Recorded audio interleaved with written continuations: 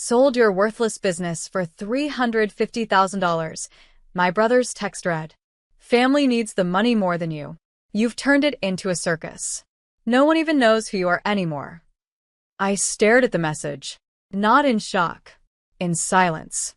The kind that simmers just before something erupts. Because the business he called a circus? It was my life. It had my name on the papers, the title, the founding documents. Not his. I had rebuilt it. From the dust of Dad's debts. From the ashes of unpaid taxes and employees who nearly walked out. I modernized it, made it thrive. Turned it from a dusty furniture showroom into a city landmark where families gathered, artists displayed work, and our little coffee corner was voted best new spot 2 years in a row.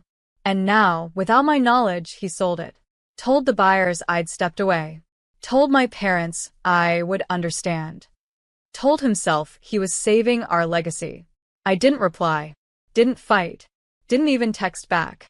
But 5 minutes later, his phone rang. I know, because the buyer, a sharp-suited investor from downtown, called him directly. Sir, why did you sell the city's most valuable business without the actual owner's consent? Why is her signature missing from the contract? That sound he made, that moment of stammering silence, was louder than any revenge. My name is Delaney Ford, I'm 33. And if you think you know how this ends, stay tuned. Because when you steal from a woman who built something from nothing, you better hope she stays quiet. I didn't. He called me 6 times that night. I let every call ring out. Let his voicemails pile up like junk mail I never asked for. Because the moment you try to sell something you didn't build, you don't get to beg for clarity. Especially not from the woman you erased. The buyer, Mr. Hallberg, was already 1 step ahead. By morning, I had an email from his legal team. Subject line. Urgent. Confirming true ownership. I replied with scanned documents. Articles of incorporation. Tax IDs. My name across every file. Signature. Stamp. Date. They were stunned. Polite but rattled. Hallberg called me directly. Ms. Ford, I want to apologize. I was told the business was under joint family ownership. I now realize that was false. It wasn't a mistake, I said calmly. It was a theft wrapped in confidence. He paused, then asked, What would you like us to do? I answered without hesitation. Void the sale. And forward me the fraud documents he signed. That evening, I sat at my desk, sipping black coffee, scrolling through my brother's signature. The one he forged. Badly. I remembered how he used to fake Mom's signature on excuse notes in high school. Some habits never leave a man who's never faced consequences. But this time, he'd made the mistake on a document worth 6 figures. And I wasn't just his sister anymore. I was the woman who owned the building. The logo. The brand. The proof. He thought I was quiet because I was weak. He forgot. Sometimes silence is just strategy. By Friday morning, the fallout began. My brother's name trended on local business forums. Fraudulent sale attempt at Ford and Company. The headlines weren't explosive, but they were clear. And in our town, clear is all it takes. He tried to spin it, of course. Posted a message online. Just a misunderstanding between siblings. Nothing legal. We're working it out as a family. I read it while drinking tea from the CEO mug he once mocked. Too flashy, he'd said. You're just a glorified manager. Turns out, glorified managers keep receipts. And backups. And timelines. That same afternoon, my attorney filed a formal cease and desist. Included the forged signature, timeline of communications, and a polite warning. Further action will include criminal investigation and civil damages. I didn't want to sue my brother. I wanted him seen. Not just by me, but by everyone he used to perform for. That night, my parents called. I almost didn't answer. But something in me, some old ache, still hoped for decency. Delaney, Mom began. You're making a scene. Why would you bring lawyers into this? We're family. Family. That word. So often used to erase the harm done under its name. I replied calmly. He committed fraud. If a stranger had done this, would you ask me to let it go? Silence. Then Dad added, "You've always been dramatic." I smiled. Because drama was never my tool, documentation was. And I had enough to bury his claims without raising my voice. The next few days revealed just how fragile his house of cards had become. Vendors began pulling out of handshake agreements. The accountant, the same one he'd hired after pushing me out of board meetings, quit without notice. And the local newspaper requested a statement from me. I gave them one. Short, professional, but unmissable. Ford & Company has always been a symbol of reinvention and resilience. That will not change because someone tried to sell a legacy they never earned. The article ran under the headline, "Founder speaks out after attempted family fraud." I didn't read the comments. I didn't need to. The shift had already begun. Customers started tagging me in photos again. Old staff members emailed, asking if I was rehiring. Even the mayor's office sent a card. "We're proud to have you as part of the small business community." And just like that, the silence I'd once feared became my shield. Not emptiness, not exile, but space. A space they no longer had access to. Then came the final message from my brother.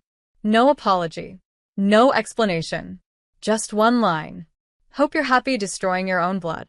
I stared at it, and for once I felt nothing, because he wasn't my undoing. I was his mirror. The proof that building something yourself means you don't need to steal. You just need patience. He inherited entitlement. I built ownership. And I had no intention of handing either over. Weeks passed. The noise settled, but something had shifted permanently. I walked into Ford & Company one morning to find a handwritten note slipped under the door. No name, no greeting, just words written in shaky, familiar handwriting. "We didn't know how to support you without controlling you. You were always too quiet, too capable, and that scared us." There was no signature, but I knew it was from my mother. I didn't cry. I didn't frame it. I folded it in half and placed it in the drawer where I keep permits, fire codes, and emergency plans. Because it wasn't closure. It was an admission of fear, not regret. And fear never built anything real. That afternoon, I hosted a free workshop for young women starting businesses. I stood in front of a room full of strangers and told the truth. Not the headlines, not the family version, just the quiet journey. How I cleaned the showroom floor with my bare hands. How I rebuilt a brand while dodging insults from people who shared my DNA. How the hardest part wasn't betrayal. It was believing I had the right to succeed without their permission. And when I finished, a girl in the front row raised her hand. "Weren't you scared?" she asked. I smiled. "Every day," I said.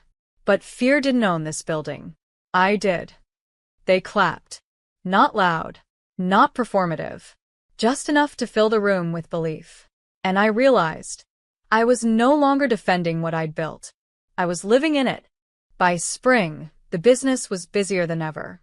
The upstairs loft I'd once used for storage now hosted weekly meetups. Entrepreneurs, artists, women starting over. No suits. No suits of armor, either. Just stories. Shared in the open. With no one talking over them. That's when a message came in from my father. Not a call. Not a visit. An email. "Delaney, I read the article. I didn't know you were doing all this. It's impressive. I just wish you hadn't turned this into a public spectacle. You know how people talk. Your brother's not doing well. He feels betrayed. Says he's lost everything. You were always the calm one. I hope you can extend some grace." There it was again. The script. Grace from me. Excuses for him. I didn't reply, but I opened the folder on my desktop labeled, "In case they rewrite history." Inside, the forged contract, the buyer's email, the newspaper headline, and a photo of the original deed, with my name in bold print. I wasn't keeping it for revenge. I was keeping it for truth, because they weren't just uncomfortable with my success.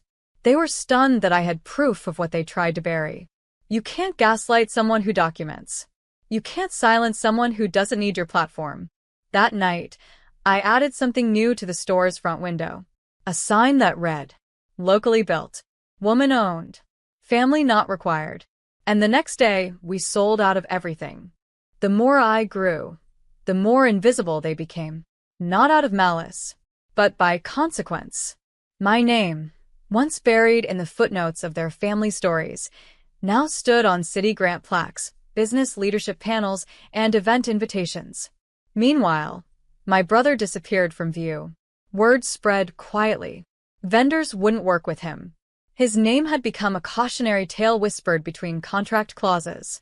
Then came the inevitable. A package. No return address. But I recognized my brother's handwriting. Inside, a copy of Dad's revised will. Handwritten. Messy. Stained with something that looked like coffee or time. My brother had been removed as primary executor. My name was written in its place. No note. No apology. Just that single piece of paper, sent like a question he didn't have the courage to ask. I stared at it, then filed it away with the rest. Because legacy wasn't just what they left behind. It was what I refused to carry. That weekend, a teenage girl stopped me in the cafe inside my store. "I'm writing a school paper on women in business," she said nervously. "Can I interview you?" I smiled. "Only if you promise not to call it a comeback story." "Why?" she asked. "Because I was never gone," I said. "They just never looked close enough to see me." She grinned and hit record. And, in that moment, I knew I'd already rewritten the ending. In a voice they never expected to survive this long. I didn't attend a reading of Dad's will. I didn't need to. What I built wasn't tied to inheritance. It was rooted in something stronger. Ownership without apology. Weeks later, a reporter called. Said she was writing a piece on family business disputes. Asked if I had a quote. I thought for a moment, then said, "When you give the throne to the loudest voice, you lose the kingdom to the quiet one who took notes." She paused, then whispered, "That's your story, isn't it?" I didn't confirm. Didn't need to. That spring, I was honored at the city's annual entrepreneurship gala. The plaque read, "Delaney Ford, for building without a blueprint." I hung it beside my first bank statement from years ago, the one with $73 left after payroll and rent. And beside that, a photo of my store's ribbon cutting. No family in the background, just me and the team I chose. That's the thing no one tells you. Sometimes you grow not despite the betrayal, but because of it. You learn to trust contracts over promises, actions over apologies, and yourself above everyone. One night, I walked through my empty shop after closing, touched the windowsills, I sanded myself, straightened the hand-lettered sign near the counter. It read, "This was built by the girl they underestimated." I turned off the lights, locked the door, and walked into the night, not angry, not broken, just free.